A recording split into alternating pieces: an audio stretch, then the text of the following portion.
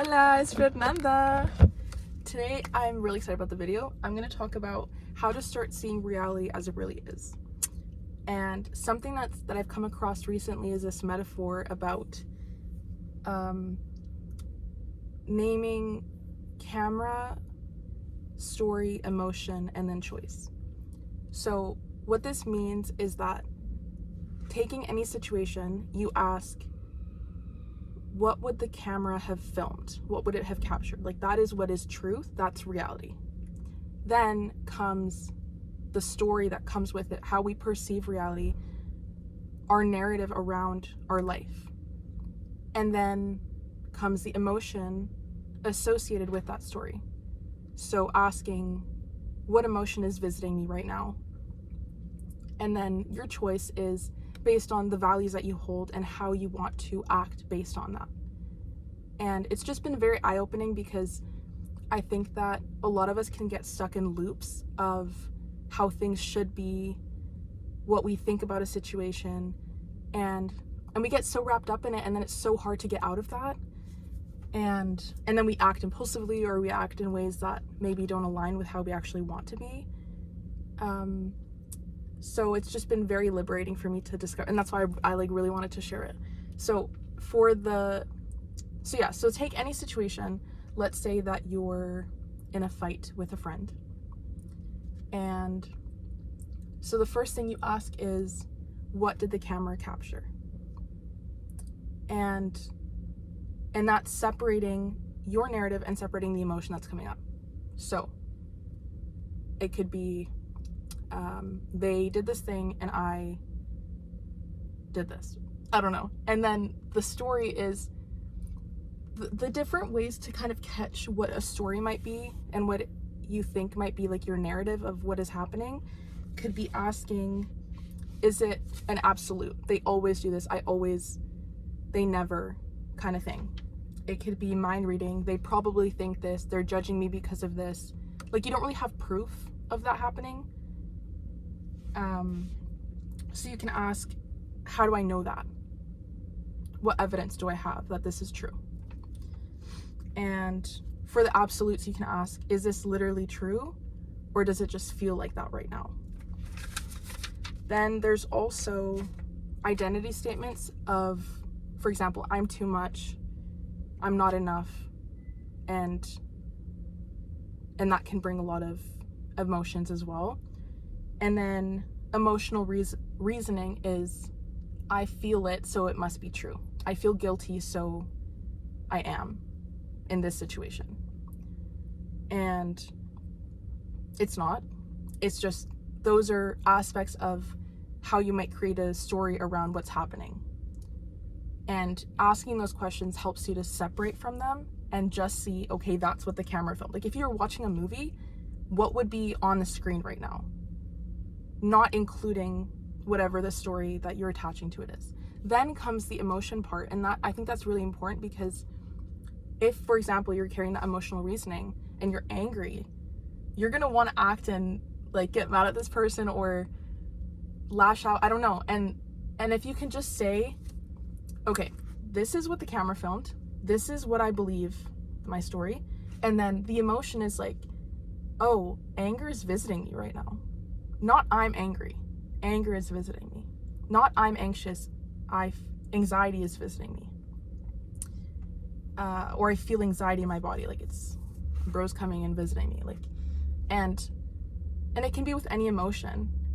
And I think that's why it's so important to learn to practice feeling them and learn to practice what sensations come up with each emotion. And later on, I'll make more videos on how I've started feeling my emotions and how to recognize which one is visiting, because I think it's such an important skill to have and to cultivate, and it's just been so helpful.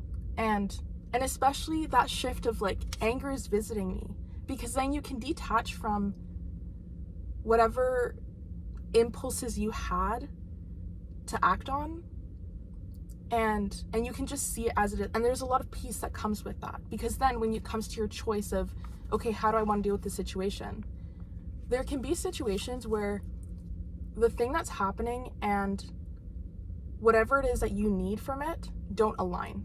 For example, let's say that you feel disrespected by someone and it makes you feel mad. It makes you feel angry, okay? So 2 truths can be true simultaneously. You can hold both of them. You can think, I don't agree with how they reacted or their actions, and I can understand where they're coming from. But it doesn't mean that I have to put up with it just because I understand, right? Or thinking, I don't have to stop being empathic and I don't have to abandon myself. Because both of those things can be true, and you're not choosing one or the other, saying, oh, but because I'm empathic, like they deserve the benefit of the doubt, whatever. No, like you can put yourself first and still feel compassion for someone, but not stay somewhere that doesn't align with you, that doesn't make you feel good. And so if it comes to that they kind of feel like opposites, you can ask yourself, given both these truths, what action reflects my values? And if your value is, I respect myself, I love myself, I need to put myself first, then you can do that. And it doesn't mean that you need to be angry or hold these emotions towards the person.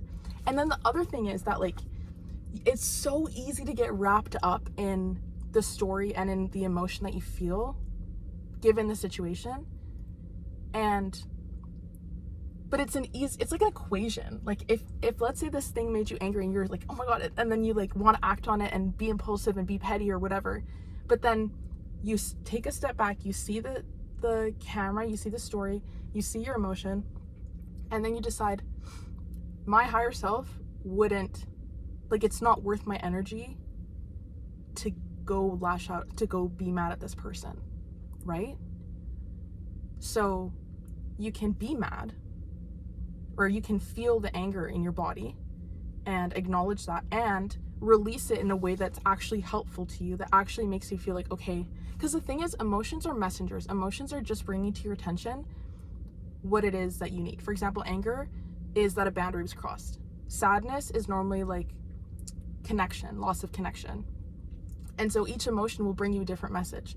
And if you can acknowledge it and listen, and then you release it or like deal with it, or the way that your body needs, then that's gone. And then you can still move on to that choice of, okay, how do I want to act now? And you've acknowledged every single part of you. So you're not abandoning yourself, you're not putting others before you, and you're still holding compassion and empathy towards others. And I think that that's really important, because in this way you're acting from love instead of pettiness or justice, or like you're still gonna get justice, because also like karma exists. Something's gonna happen, and you don't have to worry about that. That's not up to you. And for now, it's just important to hold yourself and hear yourself, and this is a way that you can do it. And it can literally happen, it can be helpful for any situation. It doesn't have to be a fight. It could be at work, it could be in relationships, it could be a friendship, it could be even just with yourself and looping around something. What is actually true right now? And that can help you step out of that loop, that sinking feeling. So I hope that this was helpful. I'm still practicing it and getting the hang of it, but I think it was just really eye-opening for me, and so I wanted to share. And yeah, I hope you enjoyed. I love you. I'll see you in the next video. Bye.